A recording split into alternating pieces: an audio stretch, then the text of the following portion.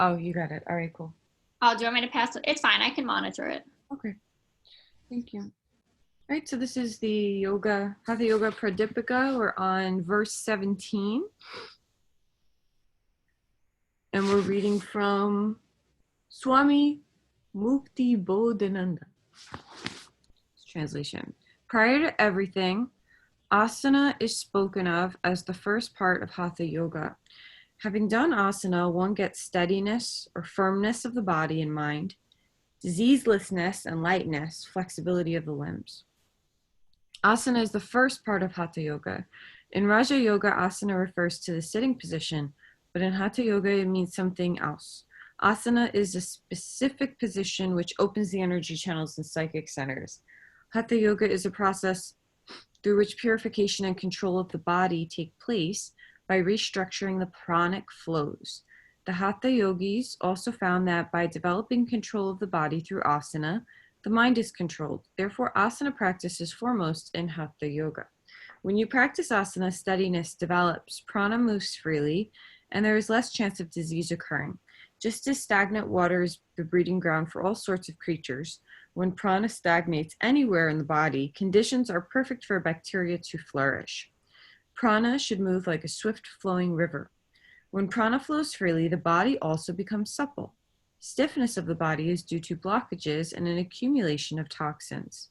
When prana begins to flow, the toxins are removed from the system and you will be able to bend and stretch in a relaxed manner without having to do vigorous warm-up exercises. When the store of prana is increased to a greater degree, the body will move by itself. You may find yourself spontaneously performing asana and various bodily postures, mudras, or even pranayama. You may find yourself performing postures you could never have done before. This is due to a relaxed state and to a greater vibrational rate of the prana. I will proceed to describe some of the asana accepted by Munis, such as Vashisthasa, and yogis such as Masi and Drath. The yogic tradition says that in all, there are 84 lakh of asanas. There are as many asanas as forms of life. No wonder Swatmaram, a lakh is a lot. I can't remember the exact amount. Maybe it's like 20,000. I have to look that up. No wonder Swatmarama says he is only going to describe some of the asanas. Asanas were done to evolve consciousness from the lowest to the highest state. Therefore, some asanas imitate the shapes of a bow or a boat, plants like trees and the lotus, reptiles, fish, the fetus, birds, saints like Vashisthasa, and gods such as Nataraja. Vashisthasa was a teacher of yoga. He was a swami that the kings would adhere to his teachings.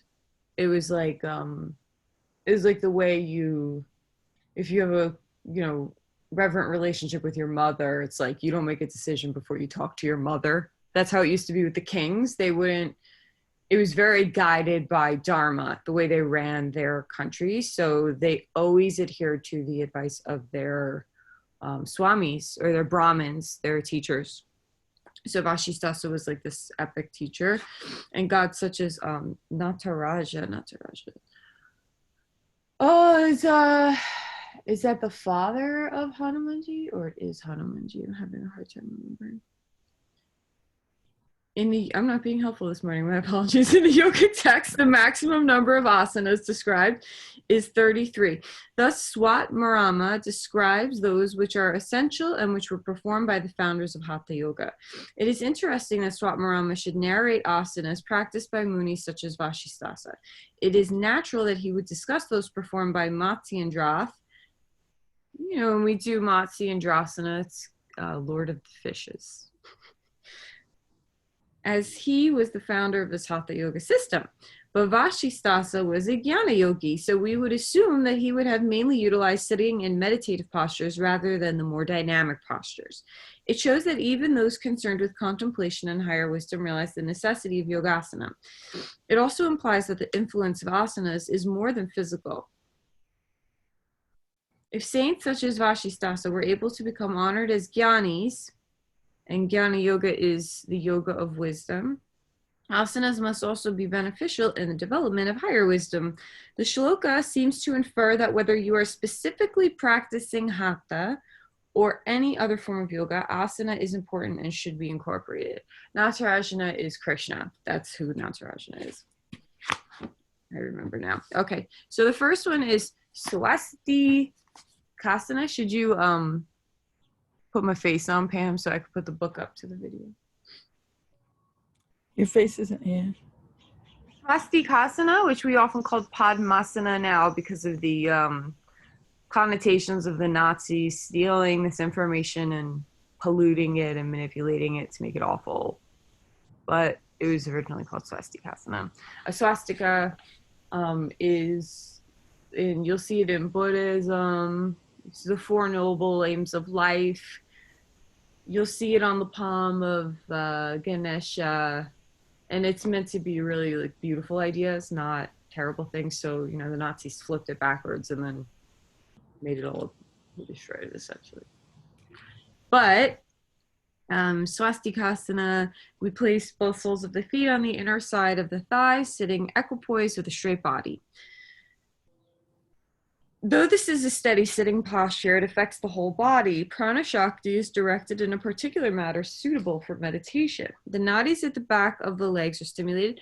So a nadi is a center where many nerves intersect, and like in a more subtle way, many energetic rivers so the energy that runs through the body carves out these rivers called vayus, and where they intersect are nadis.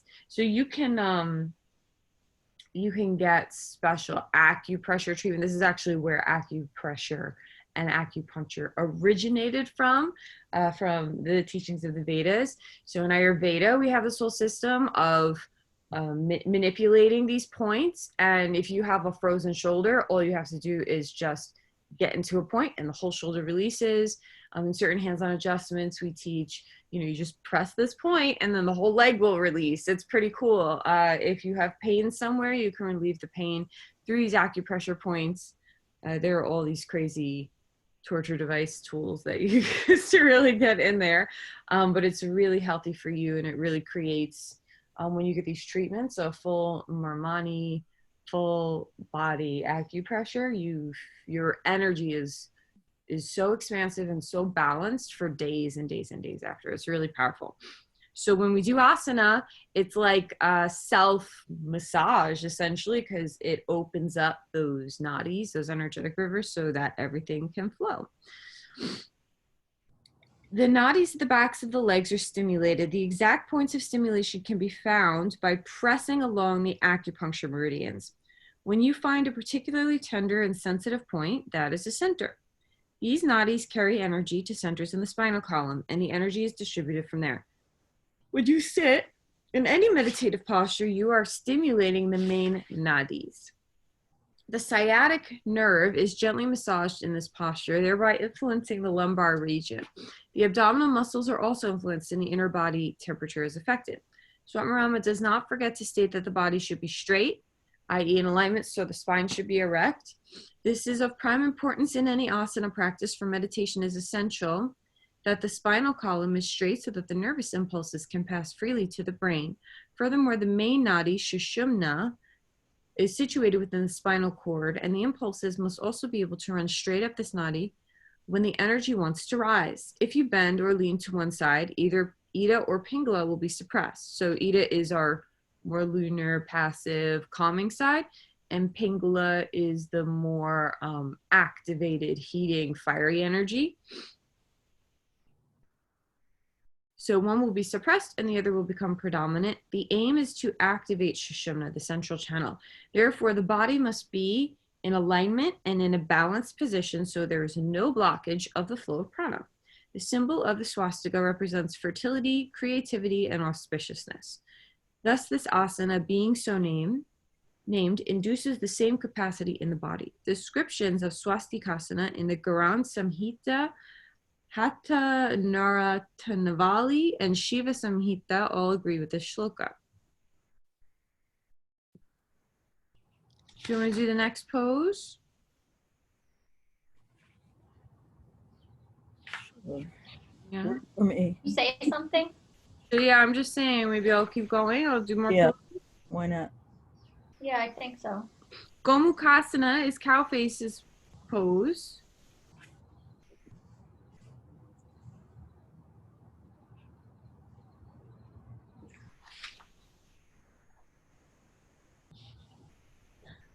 We bend the knee and bend the right knee, place the right foot so that the left heel touches the side of the left buttock, then bend the left leg over the right thigh so that the heel is placed close to the right buttock. This gives the impression of a cow's face. Then join the hands behind the back, stretch the left arm up in the air and bring it down behind the head and back. Stretch the right arm down, we're gonna bring it up, clasp the two hands together. In this position, the back is automatically straightened. After practicing for some time, change the position so that the right leg is underneath and the left leg is on top. The left elbow is pointing up and the right elbow is pointing down. Alternatively, the hands may rest on the upper knee, one on top of the other. In this position, the eyes may be open or closed. The Shambhavi mudra may be performed, which will give the mind a point of concentration. Although Gomukhasana is not a meditative posture, the longer the position is held, the better. Gomukhasana tones the muscles and nerves around the shoulders and the cardiac plexus. The nadis in the legs are squeezed, and the nadis connected with your reproductive organs and glands are also influenced, thus regulating hormonal secretions. On a pranic level, Gomukhasana affects the Vajra nadi and prevents prana from flowing outward. Instead, prana is directed to and accumulated in Muladhara chakra, which is the root or the base of the pelvis, or base of the spine. Because the fingers are interlinked, prana also cannot escape through the hands. Gomukhasana creates a complete energy circuit flowing in the spinal region. In fact, the arm position is very significant as the arms form the shape of the figure eight or infinity. This represents the complete balance of prana between the higher and lower forces and the positive and negative aspects. The various yogic texts agree in their description of Gomukhasana, except one step has been omitted from the final position, that is the arm position. So yeah, this posture, I always feel high after I take it. It's like your whole nervous system calms down, your brain just changes. It's a really good one. And this kind of, the thing about Hatha is it doesn't have to be so complicated as Vinyasa, which is, you know, sometimes I just practice like this, especially when I was doing, so in Ayurveda, when you want to have a child, you prepare for the child for 6 months by preparing the body and mind. So I was like on a really crazy strict regimen of diet, and I had to do like an hour and a half of asana every morning, and you know I did my 20 minutes of meditation. I was so good about it because you know I wanted my baby so bad, and I was taking special herbs, and Mark was doing the same. So you get like the best sperm, the best herb eggs, so you have a really healthy, intelligent child. Like that's the whole idea, with a long life. So you go through like this very difficult 6 months to, you know, produce a good baby. So while I was doing it, my teacher, my Ayurveda teacher and doctor told me, because I'm so fiery, he's like, you have to kind of slow it down, you know, stop going so fast in your vinyasa practice because it's causing you imbalance. And I think that hatha is something that should be incorporated into, I know so you practice hatha a lot, which is good. I feel like it's asana sometimes gets away from itself, right? It becomes like this wild cardio thing, and it's not really necessarily ever intended to be like that. Like the longer you, the idea with hatha is the longer you hold a pose, the more profound effect on the energetic system. So that was like, you know, I didn't want to slow down, but slowing down created such vibrant health for me. So I just want to mention that because it's maybe something that a lot of people in New York need to hear. Like you go to other places and you teach and they go so slow. Even upstate New York, you know, they go nice and slow. When I practiced my teacher Raghunath in the city, even he was considered like one of the most advanced asana practices, but we would hold the postures and he'd tell a nice long story and everyone would be like, I am dying. When are we getting out of this pose? But you would feel so good afterwards and so profoundly healed and well and good energy, right? I think a lot of asana, if it's not taught with this understanding of energetics, you could feel drained after a class, and that's not how you're supposed to feel. So yeah, there's definitely like a lot of legitimacy too. I definitely agree with you. I've even just studying this and practicing myself. Like I used to take very fast-paced classes, and my body just doesn't crave it. My mind doesn't crave it anymore. Occasionally, like, I mean, Jody's not very fast, but she's pretty fast, but I love, she's still one of my favorites. But like, even Bill, he always has us hold it, 5 counts. I love your class. Like, I felt so good in, like, yesterday when we were in Pigeon, and I can talk about it because Sue was there too. At one point, I'm like, I hope my computer didn't freeze, and then I kind of forgot about it. I But, know, I was playing the looks. It was good. It was good. but it was part of my practice to stay. It wasn't even just the pose. It's almost like a meditation. It's like, Yeah. no, it's fine. And even if it did freeze, maybe I'm still meant to stay here. So I was so proud of myself that I didn't lift up my head. And like that to me is oh my God, successful yoga class. Is when not when I'm mastering the pose, but when I'm honoring myself and not listening to my like not attaching myself to the mind to look at the computer screen. It's just like, I'm sure Amanda didn't forget about me. I'm sure it's fine. I made this whole narrative up in my head. Even in person. Yeah, so I definitely. Right? Like Mark would say my husband would take classes with me, and he would say, like, sometimes I would think like her mind is wandering or something and she forgot about us. And I'm like, I'd be like in the front counting the breaths because I had an intention for the pose. But I think we're so used to rushing with everything in life. It's not healthy all the time to rush, right? No, I do. I have a whole new like understanding and love for slow. So what is the Shambhavi mudra? Oh, yeah, I was gonna look that up. I feel like it's the eyes, but I am guessing. Where is it? Do you have the spelling in front of you? Shambhavi. Because I've seen Iyengar do it with his eyes turned up. Okay, so it's on page 522 apparently. Let's see.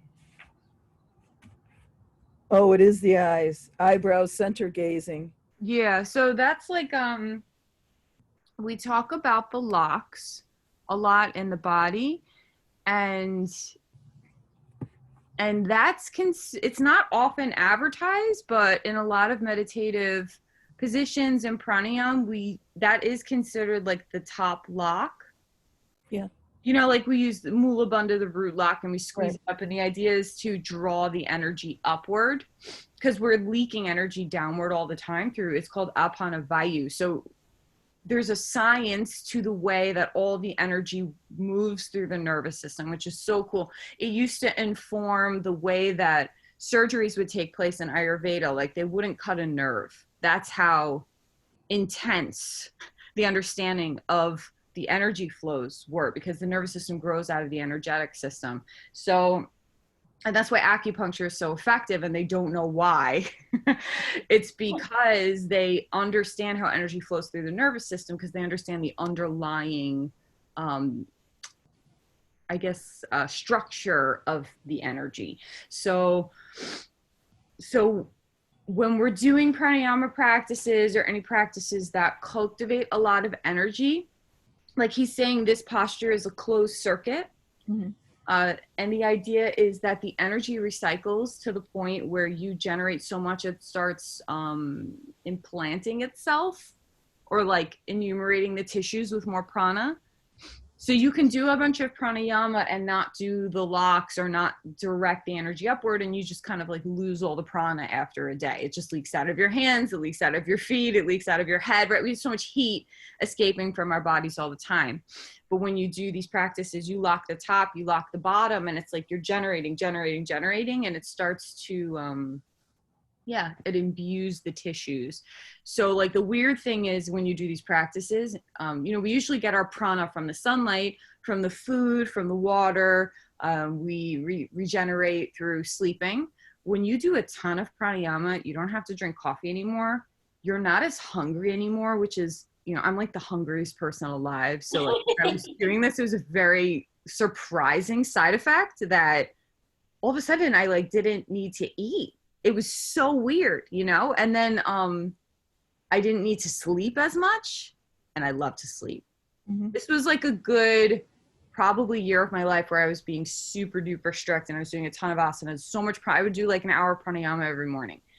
And when you meditate, you just stop breathing, but you're fine. And you think you're going to die, but you're fine. You know, it's like these bizarre things that when you start imbuing yourself with all that energy, it's like a storehouse you can kind of live off of.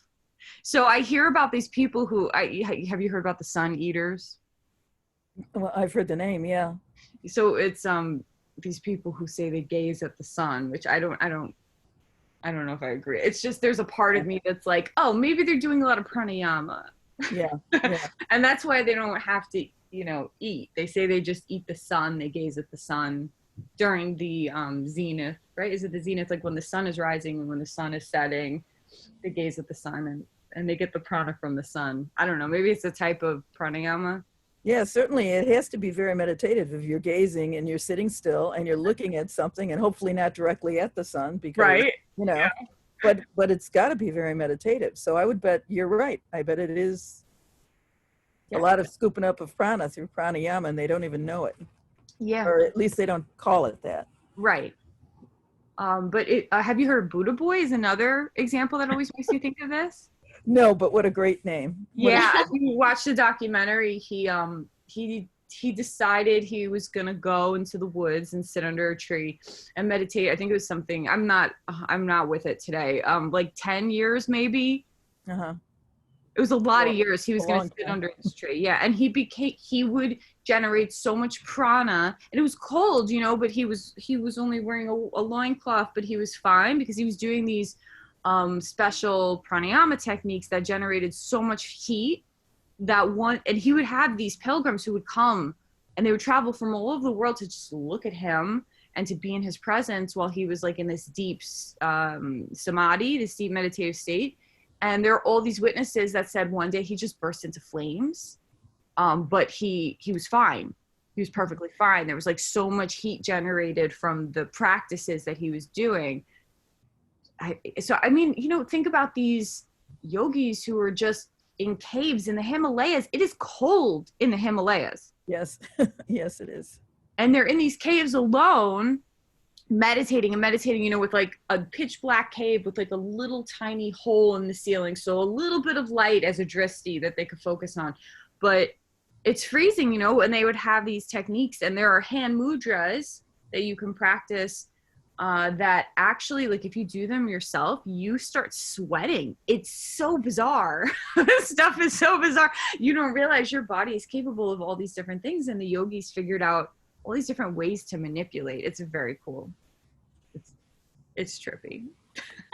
Yeah, it sounds it. Yeah, so the eye lock is at the top. So if you've been doing a lot of pranayama now, right? It's been like 6 months of every morning doing pranayama.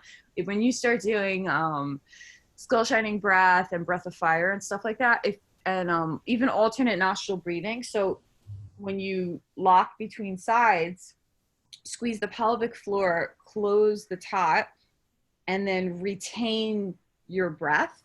That's what starts to put it into the fibers. And then also when you're doing those breath work where if you lock the top and you lock the bottom, then it starts to do that. It like builds up in the tissues and you may start sweating with some of them because they're very heating. I did notice getting warmer when I did the alternate nostril, but sort of breathed like that spinal breathing from the bottom lock up to the top. Mm-hmm. and then back again, etc. And it was interesting. It's also very good, and it's so incredibly focusing. You don't hear stuff from outside because you're so concentrated on that, which is what it, like you said, it's supposed to distract the mind and focus the mind, and it does. Oh no, is that Isabella? Yeah. Yeah. You're right. You're right. It does. So much for distracting the mind. She's having an argument with Mark. Oh, she's gonna win. So the other thing that you're saying about the spinal breath, is the heat being generated means that Sushumna is starting to open. Right, that teaching of where the attention goes, the energy goes. Yeah. So when we're going up and down and up and down and up and down, it's the Apana Vayu, which is at the base of the spine going down to the legs. It's just responsible for regulating menstruation. Oh, we've learned about this already, right? Oh, pooping, yeah. defecation, Yeah. health of the legs, all that stuff. That is constantly going down. So when we do the spinal breath and we do the root lock, it turns the energy upward to start to travel up Sushumna Nadi, the central channel. And then you start getting this like heat, this crazy heat moving up your back. You'll get shaking in your limbs, just for anybody watching, or when if you experience, you know it's like it's just a part of it. You'll things start getting real trippy, like matter starts melting. It's weird. There are a lot of reactions, but yeah, you get really hot. It's like a very heat generating, but like not a negative heat generating. No, it's not negative. It feels, what little I felt has felt very interesting. It's felt good. Yeah, it feels more warm than hot, more warming than burning. So yeah. It's the weird world of yoga. Yep. And the body. Yeah. Amanda, when you say like with the prana, we get it from the sun and the water and the food, I imagine too, we must be sharing it with each other. Yeah, I think so. Don't you? Like, do you think that what you are emitting that I'm picking up, sort of? Like, this is why maybe when you practice with like awesome people together, like in the studio, and you're feeling the prana from the studio, or even when you're outside with the park, or like, is that sometimes when you're like, you know, you just feel like the vibes of the person, maybe you're just picking up on their prana? Totally. Yeah. You can feel people who do, you know, when I hang out with these swamis who dedicate their life to this and they're so disciplined and every morning they're doing all these practices. Oh my God. Like your mind goes blank. It's the strangest thing. It's like you can't think around them. You get all goo-goo brained. But it's easy to meditate. When you meditate with them, you drop right in because it's something about their energy that makes you feel more sattvic. So like what my teacher always teaches us is taking the association. You know, we're always talking about like, who do you take the association of? Who are you spending all your time with? Because who you are around, you become like. And in this tradition, you're always supposed to be trying to associate with people who are further along the path than you, because they'll help to not only emotionally guide you, but just being around their energy will change your own energy. It's nice. Yeah, I think so. You know, it was interesting. Last year I went on it was actually this year, but this year feels like 20 years. Honest to God, it was this year. It was in February. I went on a yoga retreat upstate in a really pretty place. And every morning there was, you know, basically sunrise meditation followed by what was essentially a Hatha yoga practice. And the meditation was pretty amazing. You know, it was a room full of, it was all women. So there were like 30 women. And it was, for me, it was the best part of the retreat because like you said, you walked in, you sat down, and you were there right away. It was like the birds outside were meditating. It was quite remarkable. And I think it was because there were a couple of powerful people there, you know, the teachers, and everybody was so ready to be there that and there were so few distractions. It's like when they talk about, you know, being in this book, when he talks about being in a different environment, you know, that it's easier. Well, of course it is easier because it's all set up, you know, the first 4 steps are taken for you, you know, it's a structural design.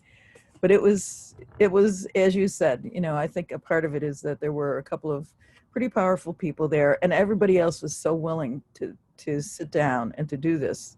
So it was nice. That's so lovely. Yeah, that's awesome. I feel like I sometimes run into like that, not that situation, but like I'll be near someone and they're like, this is so stupid. Why did we come here? You know, and they totally change the whole, it's the same experience, but it's different because of their, like, I don't know. But They're yeah, the, those are the people I don't, no, it's not, I don't want to say I don't want to be around because I do, because I think we are the examples. Like, I always come back to this, the Care Bear love, like Care Bear. we're shining. Like, how are they supposed to get the good prana if they're not around us? So we have to, like, go around them a little bit. I think I try not to engage with them as much anymore. I just nod. Like, you have your experience over there and I'll have mine over here. And by the end of class, you'll probably feel my experience more than you feel yours, because, like, ours are more powerful. Maybe. There are some classes when you step into them um, that are where the atmosphere is set already. And I mean, sometimes I think it has to do with the size of the class, but maybe not. When Marley was teaching at Rev, her 8 a.m. Hatha classes, where you would step in there and feel somehow immediate peace, even with newbies, you know, and sometimes newbies are very nervous and very justifiably so, you know, completely out of place. And you know, it takes them a little while to feel comfortable. And so there's some classes like that. Sometimes I think it was that back room, I swear. That little back room. People have been meditating nonstop in that little back room for 10 years. Yeah. There's a lot of charged energy in there, all the teaching training, and there's a lot of self-work in there. I imagine, it's very weird powerful. to drop in that room. Like, when I meditate in my house, even if there's nobody here, it's not, you know, we've only been in this house for maybe under 5 years, I think.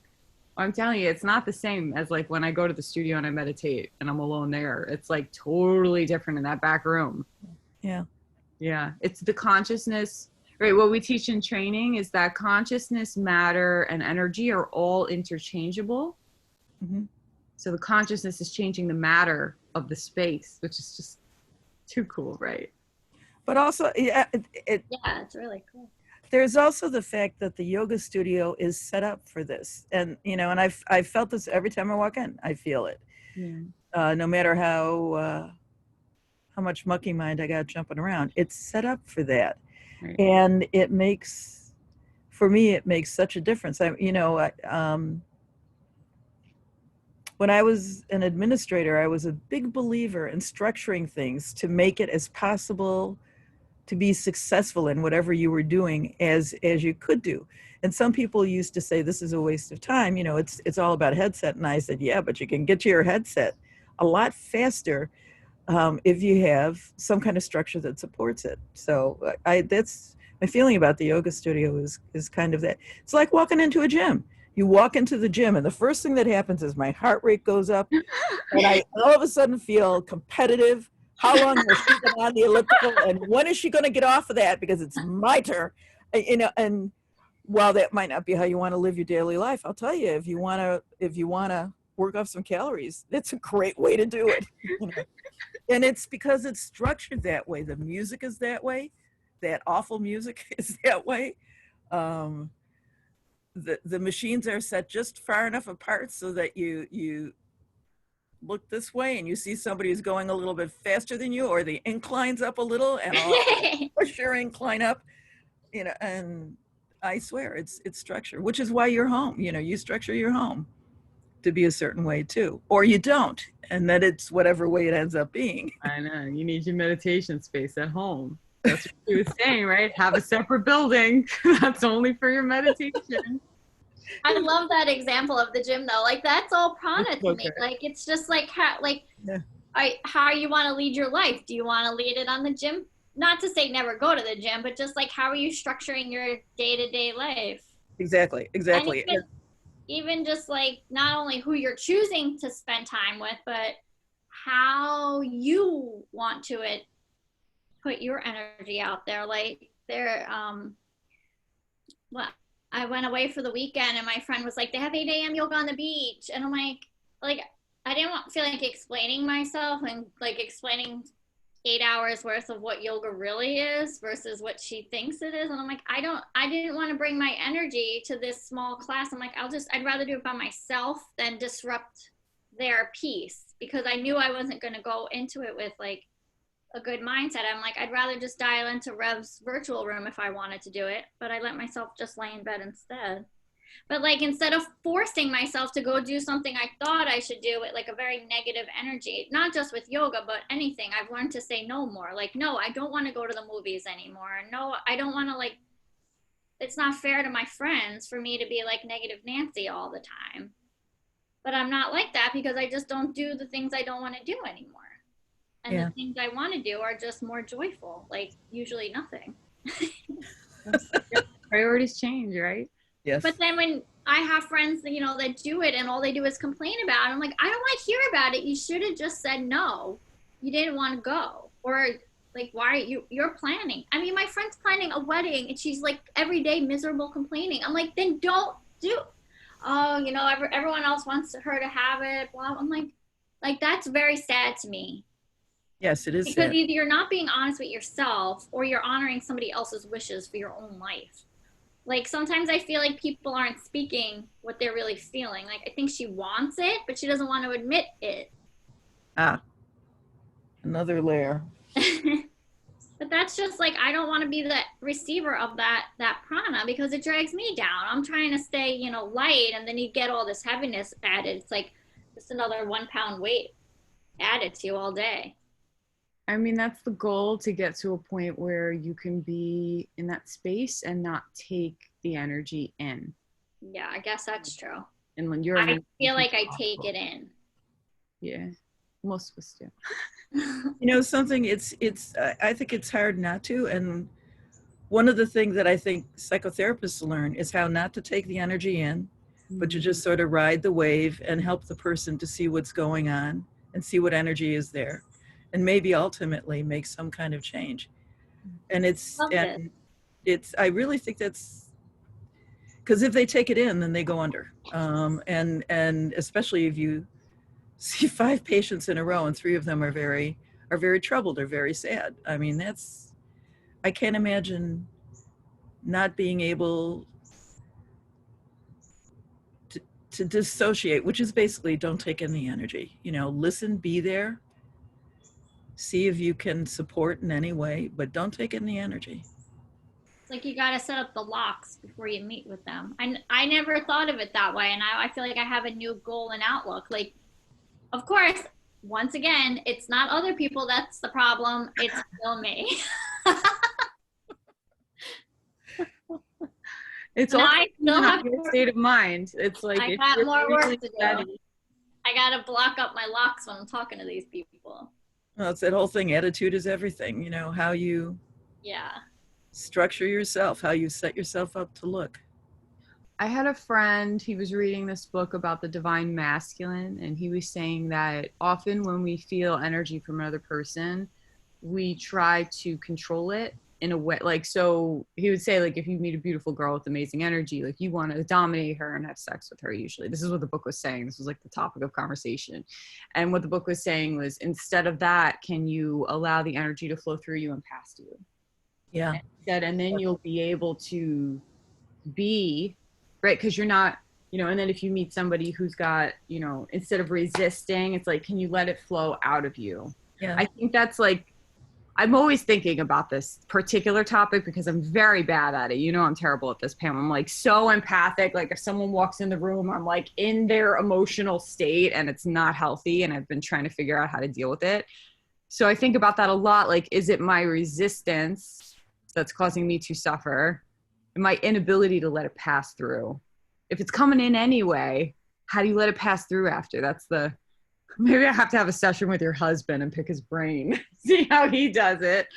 But what you just said is, and we probably don't have time to talk about it, but the practice of Tonglen, where that Pema Chodron talks about this, and I was always so puzzled by it. And as we study more, I feel like I understand it a little bit better. When she talks about, if you're miserable about something, instead of trying to fight it or get away from it or meditate so that it stops, which never happens anyway, take it and take it in and invite it in from other people who may be feeling the same way, even for the same reason. So, take in some of that.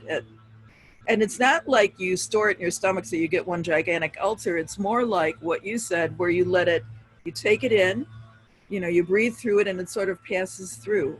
And you invite in other people's misery. And I'll tell you, a couple of times I tried that during meditation. I have a sister who's going through a very rough time right now. And it drives me a little crazy because, of course, I want to fix it and tell her what to do, which, of course, would not fix it. But a couple of times in meditation, I've tried very hard to say, okay, you've been where Barb is. What does it feel like? Take it in, and see if you can take in some of Barb's energy. Now, she lives in Western New York, so it's probably a little far for the vibes to travel, but it somehow feels very calming and very soothing. And I wish it could fix her, but I love that. So I'm gonna try that today. What do you do then after you take it in? Like, what's the next step? You just relax? Yeah, I mean, I don't really know a lot about it, and I need to find out more about it. But there's this whole, I don't even remember which book it comes out of, it was the book where she basically is talking to people. They're on a retreat, and every day she has maybe a 20-minute thing with them. So it's one of her short lectures. Okay. She talks about Tonglen and about practicing it and how difficult it is to do. And it is difficult because you're inviting in discomfort. So instead of trying to focus and wave goodbye to your thoughts, instead you're inviting in stuff that's not comfortable to invite in. But it doesn't feel at all masochistic, and I thought it would. I thought it would. You're at a higher level now. You've been really doing these practices for a while. That might be why you can transmute it. It's like we teach, like, you shouldn't give the advanced meditation practices to somebody who has a disturbed mind. You have to like change their whole brain chemistry first before you allow them to deal with the heavy stuff that they've experienced, like their trauma and things like that. So I guess if you've like been dealing with your own and you're at a more elevated place, maybe it'd be easier to transmute. Tonglen. This is going to be my rabbit hole today. I'm going to be obsessively looking there. Yeah. I mean, I have a day planned. I don't know how much I can look at it, but I want to look at it. I'm glad I brought it up because I'd really like to know how that works, and what is going on there. So yeah, it sounds very compassionate, like the deepest compassion. Yeah. We have to move on to breath work. Okay. And there you go. This is good. Thank you, lady. Okay, so alternate nostril breath to start. We can take the right hand, peace fingers, go into the center of the palm, closing off the right nostril with the thumb, inhaling through the left nostril, closing off both, and exhale through the right. Inhale through the right, closing off both, exhale through the left. Inhale through the left, closing off both, exhale through the right. Inhale through the right, closing off both, exhale through the left. Inhale through the left, closing off both, exhale through the right. Inhale through the right, closing off both, exhale through the left. And take that a few more times.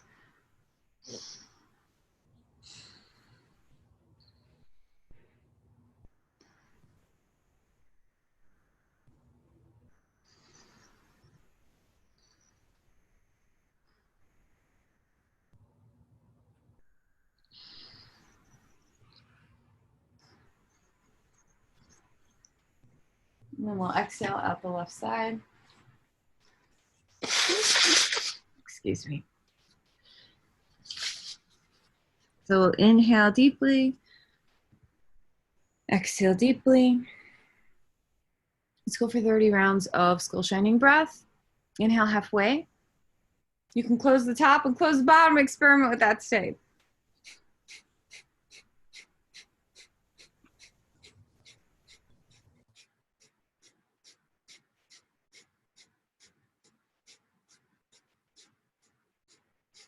Inhale all the way.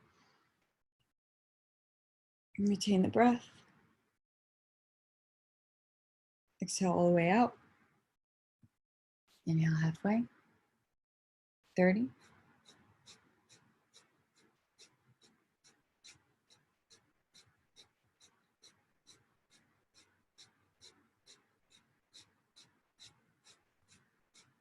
Inhale all the way. Retain the breath. Exhale all the way out. Move to bumblebee. So take the thumbs to the ears, close off the eyes with the fingers. Inhale deeply.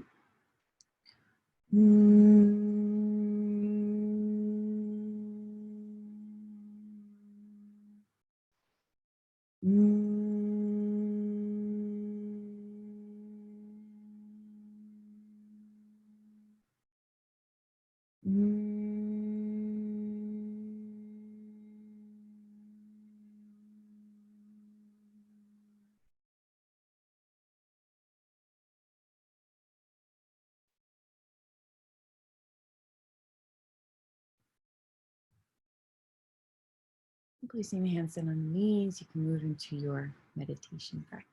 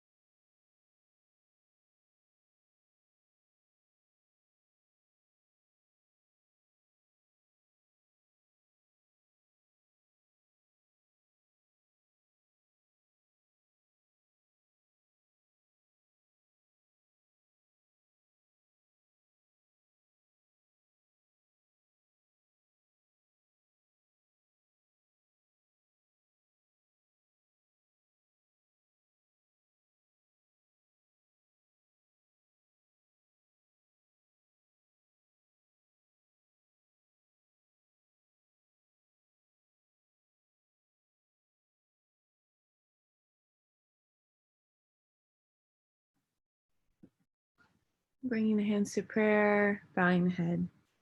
Namaste. Have a great day, ladies. Thank you. See you tomorrow.